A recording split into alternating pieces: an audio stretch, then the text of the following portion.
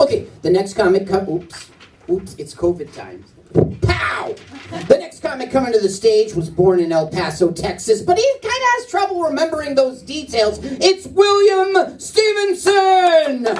Yeah!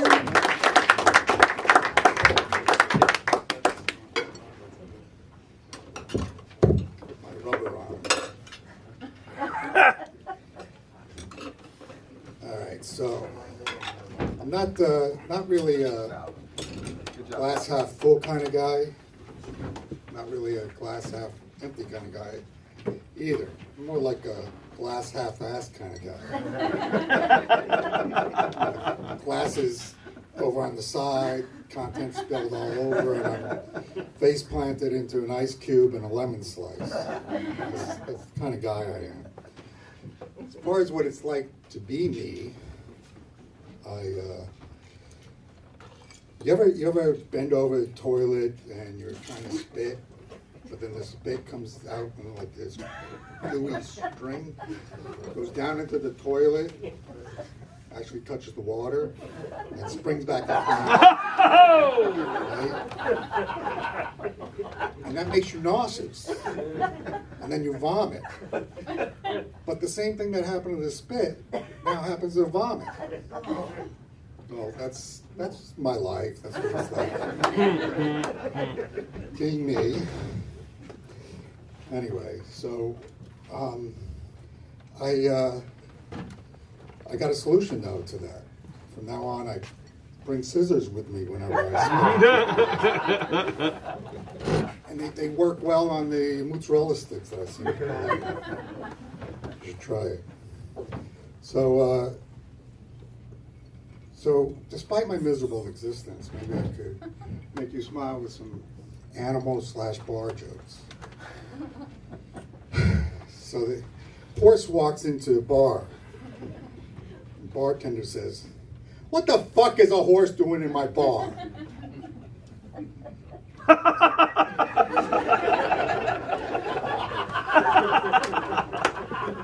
An elephant walks into a bar. The bartender says, "How the fuck did that fit in here?" And a bear walks into the bar. Bartender says, "Yo, buddy, garbage is around back." That's for people who know bears.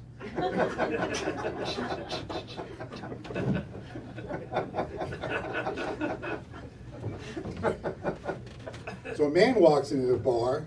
Bartender says, "Hey, you hear about old Headley?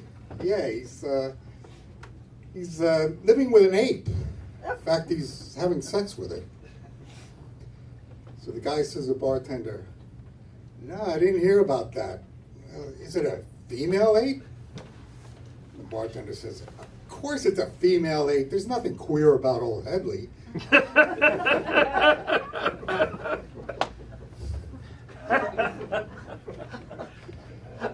Recently, I had a great loss. Somebody very close to me, and then I woke up the next morning and I realized that I left them in the trunk. But don't worry, Dad's all right. But my memory, it's not what it used to be. Been thinking about signing up for the mega memory course, but keep forgetting. I have this friend, and he's very into not dwelling on the past, moving ahead and all that.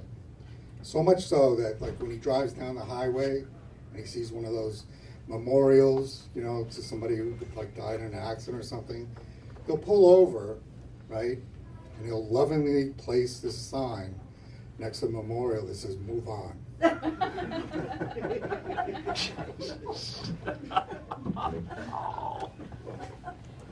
So I went recently. I visited him at his home, and I go in. I walk into the living room, and he's there. He's got boxes all over, paper, and he's printed out 1,000 of these signs that say "Move on." And I'm like, what's going on with all these signs? What is this? And he goes, no, I have an important trip to Arlington coming up. I said, all right, good luck with that.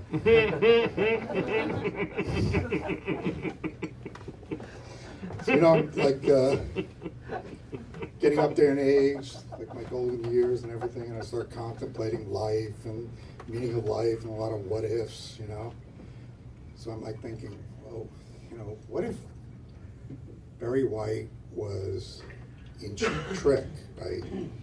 He'd be like, oh baby, I want you to want me.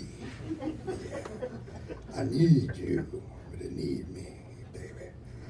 I love you to love me, baby. Yeah, you know what I mean, baby.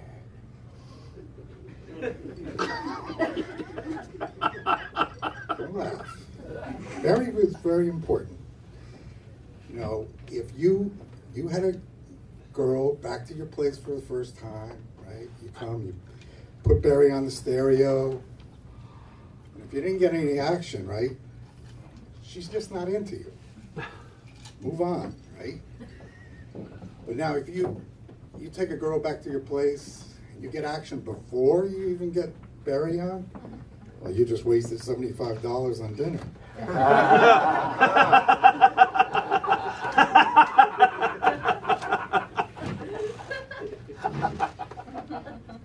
Recently, I've been like mentoring my 10-year-old niece, and she teaches me something, I teach her something. So she's teaching me the dance, the floss, right? But I keep forgetting the floss. I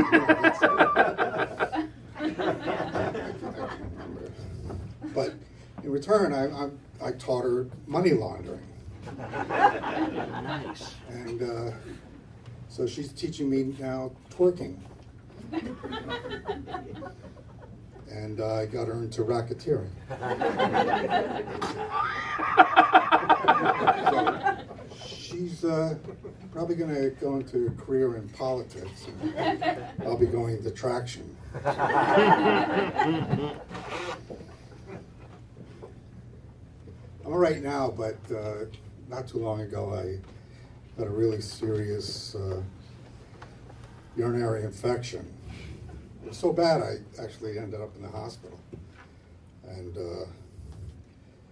the resident urologist comes to me and he says, he starts asking all these questions, a lot of questions. And so Dr. Dung, that's his name. He, well, what do you expect? You have shitty insurance, you get Dung as a doctor. So he says, Mr. Stevenson, you have a very serious urinary infection. And I'm trying to figure out how you might have gotten it. And he says, when's the last time you had anal sex? So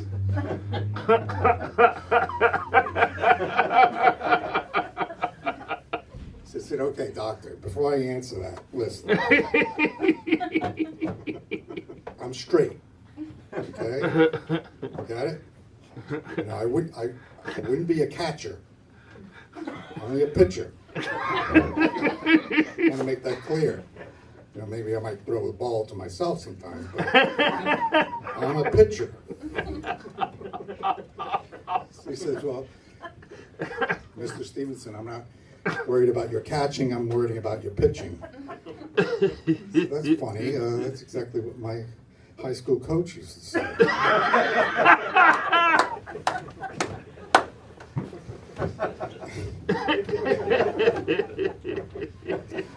So anyway, about 3 weeks later, Dr. Dung had the last laugh because I really got it up the ass when he sent me that bill. But the really bad part is there was no Barry playing in the background. Just my wife behind me saying, "Ooh, you got it good. Real good, baby." That's it.